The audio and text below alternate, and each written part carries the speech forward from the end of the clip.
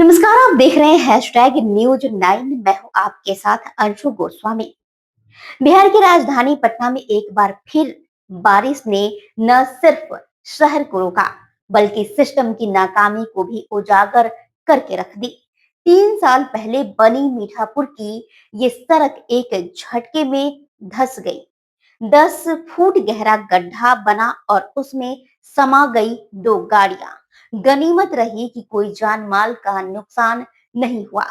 लेकिन सवाल ये उठता है कि आखिर ये कैसा विकास है जो बारिश की एक बौछार सह नहीं पाया। बीते शनिवार की सुबह पटना में लगातार बारिश हो रही थी। लोगों को उम्मीद थी कि कुछ राहत मिलेगी गर्मी से। मीठापुर में बारिश आफत बन गई। तो वहीं मीठापुर सब्जी मंडी के पास दयानंद स्कूल के समीप जैसे ही बारिश तेज हुई, अचानक सड़क में कंपन हुआ और कुछ ही सेकंड में वो जमीन में समा गई। 10 फीट गहरा गड्ढा बन चुका था और दो पिकअप गाड़ियां उसमें गिर चुकी थी। आसपास खड़ी कुछ अन्य गाड़ियां कीचड़ में धंस गई। स्थानीय लोगों ने तुरंत शोर मचाया, मदद के लिए दौड़े और गाड़ियों में फंसे सामान को बाहर निकालना शुरू किया। धमाके जैसी आवाज और सड़क के हिलने से पूरे इलाके में अफरा तफरी मच गई। घटना की जानकारी मिलते ही पटना नगर निगम की टीम, पुलिस बल और फायर ब्रिगेड मौके पर पहुंचे। इलाके को तुरंत सील कर यातायात को रोक दिया गया। गाड़ियों को गड्ढे से निकालने के लिए क्रेन और जेसीबी मशीनें भी मंगाई गई। एनडीआरएफ की टीम ने आसपास के क्षेत्रों की जांच भी शुरू की ताकि ये तय किया जा सके कि कहीं और कोई खतरा तो नहीं। लेकिन प्रशासन ने भी कहा कि पूरे क्षेत्र की तकनीकी जांच कराई जाएगी और सड़क मरम्मत का काम तुरंत शुरू किया जाएगा।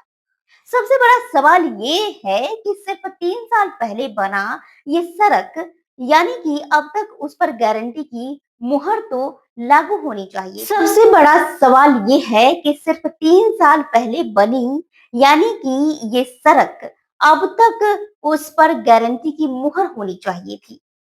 लेकिन जब 10 फुट गहरा गड्ढा बन जाए तो सिर्फ ये एक तकनीकी गलती नहीं बल्कि ये एक संस्थागत भ्रष्टाचार की निशानी भी दिखाई देती है। स्थानीय दुकानदारों का आरोप है कि सड़क बनाने में घटिया सामग्री का इस्तेमाल हुआ।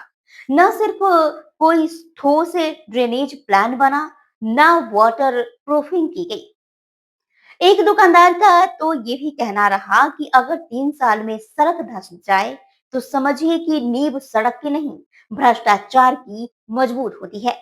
ये बयान सिर्फ गुस्से में नहीं दिया गया बल्कि ये पूरे सिस्टम पर सवाल भी खड़ा कर रही है। जनता की प्रतिक्रिया और सिस्टम की पोल खुलती नजर आ रही है। घटना के बाद लोग काफी नाराज हैं। लोगों का कहना है कि हर साल करोड़ों रुपए सड़क मरम्मत के नाम पर खर्च होते हैं, लेकिन नतीजा वही, बारिश आई और सब कुछ बहा ले गई।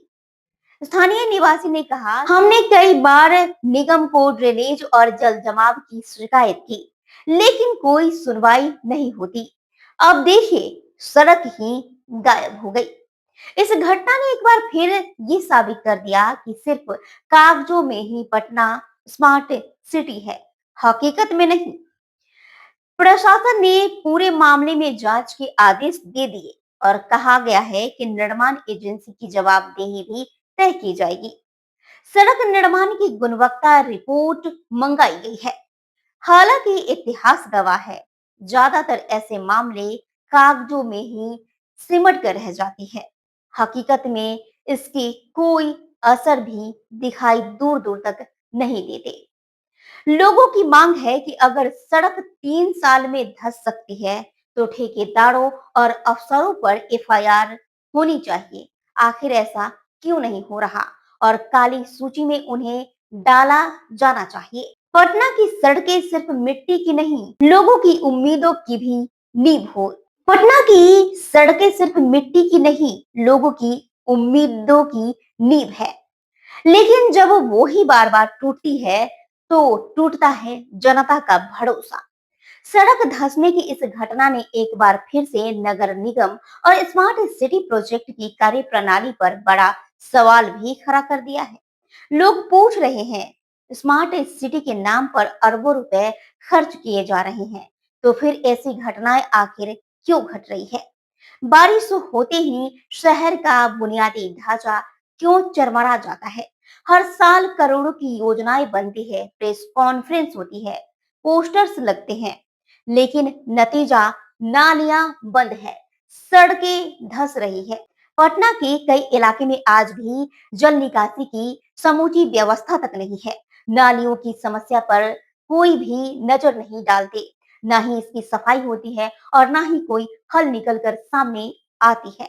हल्की सी बारिश भी बाढ़ जैसी हालात को पैदा कर देती है। मीठापुर की ये सड़क सिर्फ नहीं धसी, बल्कि इसने स्मार्ट सिटी के खोखले दावों की परतें भी उधेर कर रख दी है। शहर के विकास का ढोल पीटा जाता है, लेकिन जमीन पर हालात बता रहे हैं कि विकास कागजों में हुआ है, धरातल पर नहीं। ये सड़क धसी है, लेकिन उससे ज्यादा धसा है सिस्टम का विश्वास। आगे क्या होगा? क्या वाकई में कोई जवाबदेही तय होगी? ये सब कुछ या फिर सब कुछ चुनावी वादों में गुम हो जाएगा? ये तो वक्त ही बताएगा।